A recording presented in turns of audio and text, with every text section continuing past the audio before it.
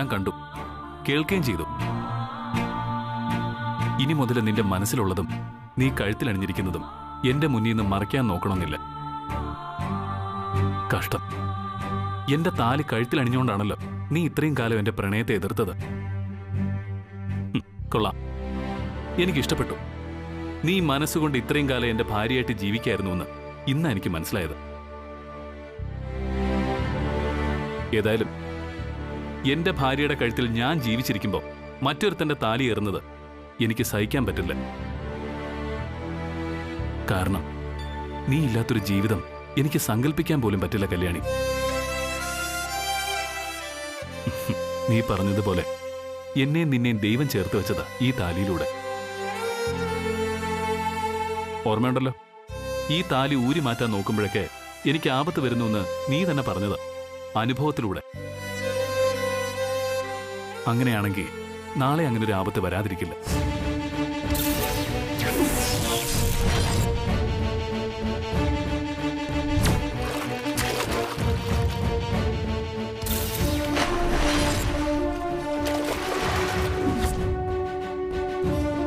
ഒരു കാര്യം നിനക്ക് ഉറപ്പിക്കാം, ഈ താലിമാല ഊരി മാറ്റി മറ്റൊന്ന് നിന്റെ കഴുത്തിലണിഞ്ഞ എന്റെ കാര്യം അതോടെ മറക്കാൻ നിനക്ക്.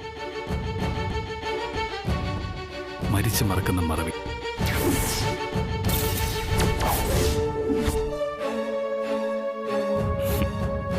നിന്റെ തീരുമാനത്തിനും ദൈവനിശ്ചയത്തിനും ഇടയിൽ ഊഞ്ഞാലാടുന്നത് എന്റെ ജീവിതമാണ്. ഇനി എന്താ വേണ്ടതെന്ന് നിനക്ക് തീരുമാനിക്കാം, നിനക്ക് മാത്രം.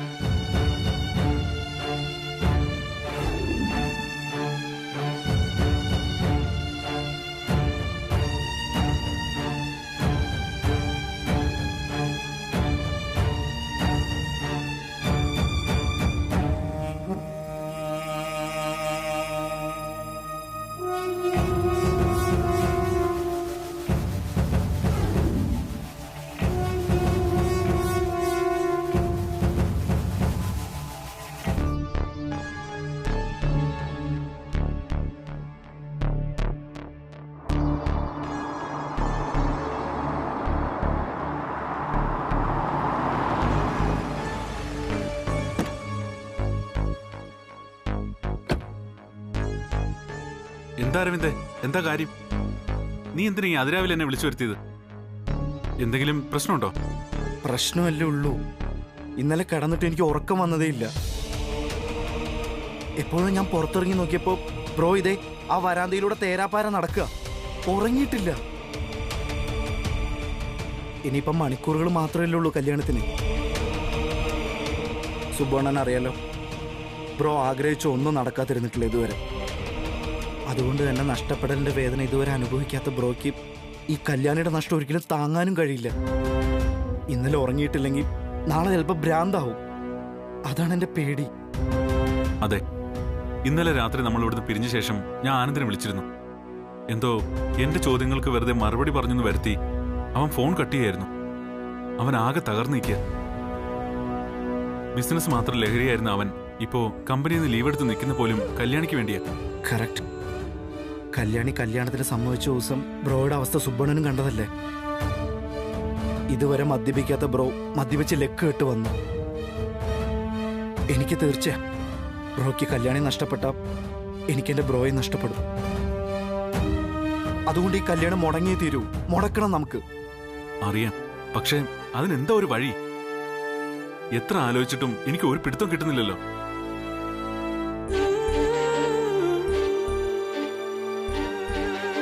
ഞാൻ അവസാനം കണ്ടെത്തിയൊരു വഴിയുണ്ട്. പക്ഷെ അത്ര നിലവാരമുള്ള വഴിയല്ല. അതാ സുബ്ബണ്ണനോട് ചോദിച്ചിട്ടാവാന്ന് കരുതി ഇപ്പൊ വിളിച്ചു വരുത്തിയത്. ഒരു അവസാന ശ്രമം. ലക്ഷ്യമാണ് പ്രധാനം, മാർഗമല്ല. നീ ധൈര്യമായിട്ട് കല്യാണം മുടക്കാനുള്ള വഴി എന്താന്ന് വെച്ചാ പറ. പറയാം. അതിനു മുമ്പ് സുബ്ബണ്ണതേ ഇതൊന്ന് നോക്കി.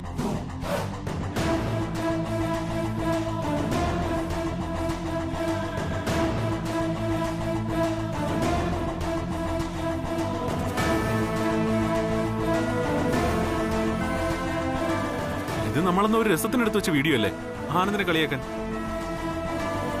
അതെ, അമ്പലത്തിൽ വെച്ച് കല്യാണി ബ്രോയെ കെട്ടിപ്പിടിച്ച് നിൽക്കുന്ന ഈ വീഡിയോ അമ്മയുടെ വാട്സപ്പ് നമ്പറിലേക്ക് നമുക്ക് അയച്ചു കൊടുക്കണം. ഈ വീഡിയോ കണ്ട അമ്മ ഈ കല്യാണം നിർത്തിവെക്കുന്നുള്ള കാര്യം തീർച്ചയാണ്. Very good. അത് നിനക്ക് തീർച്ചയുണ്ടെങ്കിൽ ഇപ്പൊ തന്നെ അയച്ചു കൊടുത്തേക്ക്. നിന്റെ ഐഡിയ ചീപ്പാണെന്നൊന്നും നോക്കേണ്ട കാര്യമില്ല. നമുക്ക് കാര്യം നടന്നാൽ മതി. ഏത് കാലത്തും ചിലത് നടക്കാൻ ദൈവങ്ങൾ പോലും കൃത്രിമത്വം കാണിച്ചിട്ടുണ്ട്. ശ്രീരാമൻ ഒളിയം പെയ്തതും ശ്രീകൃഷ്ണൻ കുരുക്ഷേത്രത്തിൽ കാണിച്ചതും ഓർത്താ മതി. ഇതൊരു നല്ല കാര്യത്തിനല്ലേ? നീ ധൈര്യമായിട്ട് അയക്ക്. ന്യായം നിന്റെ ഭാഗത്താ. Thank you Subanna, thank you very much. ഇപ്പൊ എന്റെ കൺഫ്യൂഷൻ മാറി.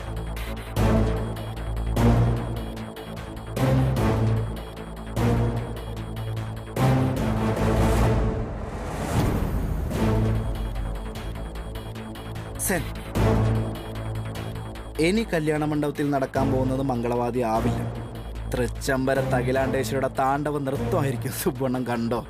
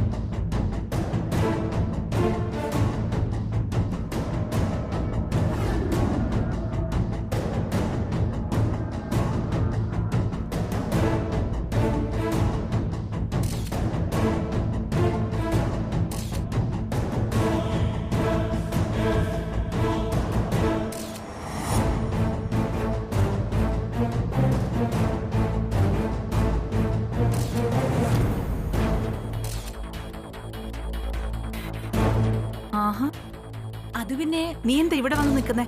കല്യാണി ഇവിടെ? കല്യാണി അമ്പലത്തിൽ തൊഴാൻ പോയിരിക്കുക. അയ്യോ, സമയമായി. ഞാനിപ്പോ വരാം.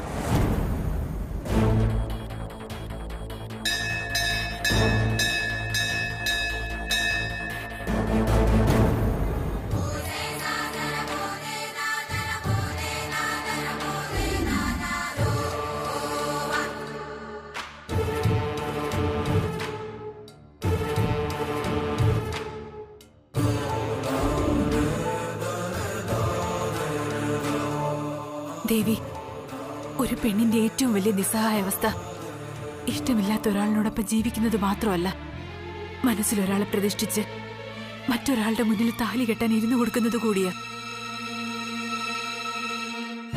കുറച്ചു സമയത്തിനകം ഈ കഴുത്തിൽ മറ്റൊരാൾ കെട്ടുന്ന താലി ഏറും. ഒരാളിന്റെ താലി അണിഞ്ഞുകൊണ്ട് ഞാൻ എങ്ങനെയാ മറ്റൊരാൾക്ക് ഇനിയും താലി കെട്ടാൻ ഇരുന്നു കൊടുക്കണേ? ക്യാമറയിൽ പതിയാൻ വേണ്ടി മാത്രമാണ് വല്യുവിന് എന്റെ കഴുത്തിൽ താലി കെട്ടിയതെങ്കിലും അത് മുറുകിയത് എന്റെ ഈ മനസ്സിലാ.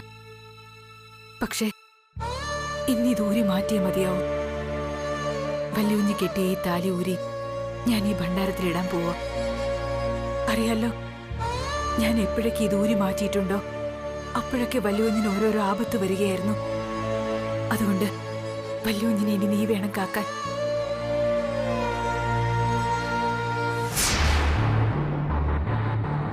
എന്റെ വല്യുവിന് എന്തെങ്കിലും ഒരു ആപത്ത് വരുത്തിയാ പിന്നെ ഈ കല്യാണ ജീവനോടുണ്ടാവില്ല. ദേവിയത ചെയ്യില്ലെന്ന ഉറപ്പിൽ ഞാൻ ഈ ദൂരെയാണ്.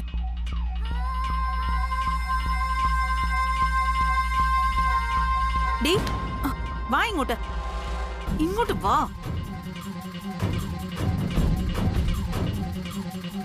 അവിടെ നിക്കടി. എന്താടി നിന്റെ പ്രാർത്ഥന ഇതുവരെ കഴിയാത്തത്? കല്യാണ പെണ്ണ് എന്താണാവോ ഇത്ര മനസ്സുരുകി പ്രാർത്ഥിക്കാൻ? നല്ലൊരു ജീവിതമായിരിക്കണേന്ന് അല്ലേ? അല്ല, എല്ലാ കല്യാണ പെണ്ണുങ്ങളും പ്രാർത്ഥിക്കുന്നത് അങ്ങനെയൊക്കെയാ. പക്ഷെ നീ പ്രാർത്ഥിക്കുന്നത് എങ്ങനെയെങ്കിലും ഈ കല്യാണം ഒന്ന് മുടക്കി തരണേന്നായിരിക്കും. അതിനു വേണ്ടി എന്ത് കഠിന നേർച്ചയും നീ നേരുകയും ചെയ്യും. ഈ കല്യാണം മുടക്കം കൂടാതെ നടക്കണേന്നാ മാഡം ഞാൻ പ്രാർത്ഥിച്ചത്. അല്ലാതെ കല്യാണം മുടങ്ങണമെന്നല്ല. ആര്? നീയോ? നീ ഈ കല്യാണം നല്ല രീതിയിൽ നടത്തി തരണേന്ന് പ്രാർത്ഥിക്കുന്നു. കൊള്ളാം, ഞാനിത് വിശ്വസിക്കണോ അല്ലേ? എടി, നിന്റെ മനസ്സ് നിറയെ ആനന്ദാണെന്ന് എനിക്ക് നന്നായിട്ട് അറിയാം. അമ്പലത്തിൽ വെച്ച് തന്നെ ഞാൻ ചിലതൊക്കെ കണ്ടതുവാ.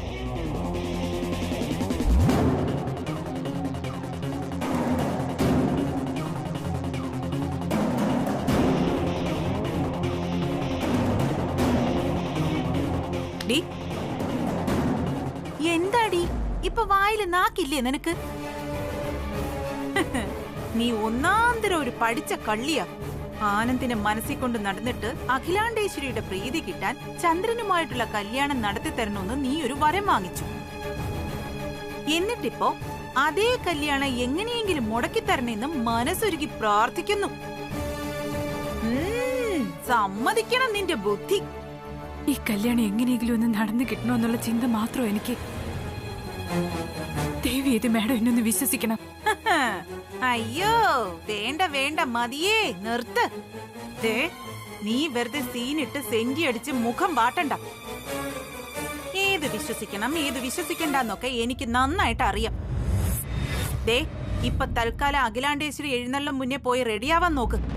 മുഹൂർത്തത്തിന് ഇനി കുറച്ച് സമയേ ഉള്ളൂ. വാടി ഇങ്ങോട്ട്, ഇങ്ങോട്ട് വരാൻ.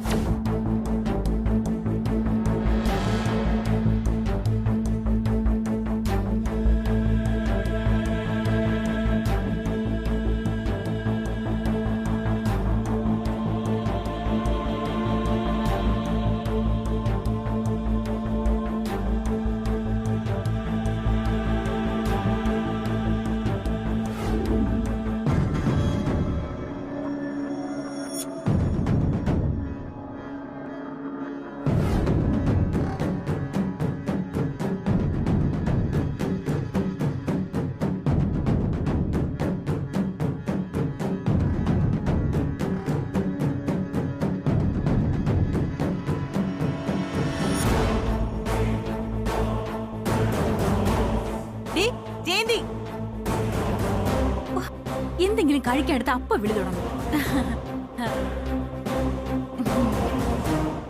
ആന്റി, നീ എവിടെ പോയതാ ഇതിനിടയ്ക്ക്? ആന്റി, ഞാൻ ആ പാചകം ചെയ്യുന്നിടത്ത് പോയി നോക്കിയതാ. എല്ലായിടത്തും നമ്മുടെ ഒരു കണ്ണു വേണ്ടേ? അല്ലെങ്കിൽ ആളുകൾ സദ്യ കഴിഞ്ഞ് ഉപ്പ് പോരാ എരിവ് പോരാന്ന് കുറ്റം പറയും. ആ, പഴത്തിലാണോടി ഉപ്പ് എരിവൊക്കെ? എന്നെ കൊണ്ടൊന്നും പറയിപ്പിക്കരുത്. അവളൊരു കാരണവര് വന്നിരിക്കുന്നു. കല്യാണി താഴെ നിപ്പുണ്ട്. നീ പെട്ടെന്ന് പോയി അവളെ വിളിച്ചോണ്ട് വാ. ശരി.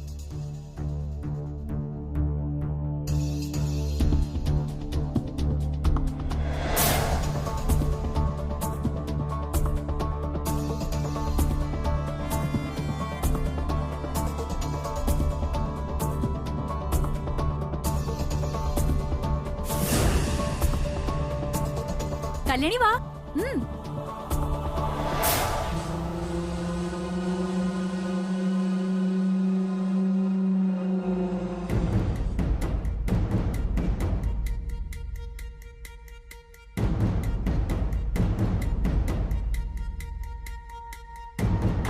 ആ, ഇവളെ കൊണ്ടുപോയി പെട്ടെന്ന് ഒരുക്കി കൊണ്ടുവാ. കൊണ്ടുപോ. വാ കല്യാണി. എന്താടി, ഇനി നിനക്ക് താലപ്പൊലി എടുക്കണോ? പോയി ഒരുങ്ങിയിട്ട് പാടി. വാ.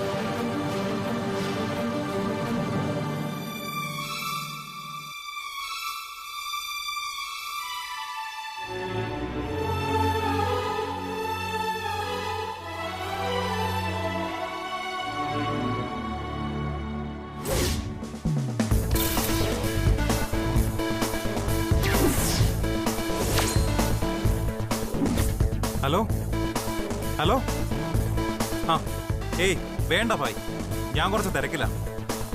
അത് നമുക്ക് സംസാരിക്കാം പ്ലീസ്.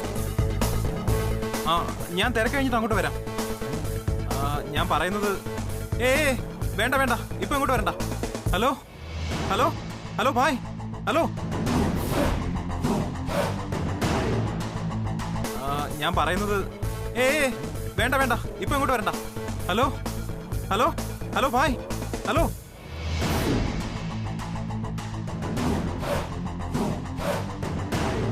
ഹലോ ഹലോ ആ പറ, ഇപ്പൊ കേക്കാം. ഇപ്പൊ എന്ത് പറഞ്ഞിട്ടൊരു കാര്യമില്ല, അറിയാലോ കാര്യങ്ങളൊക്കെ.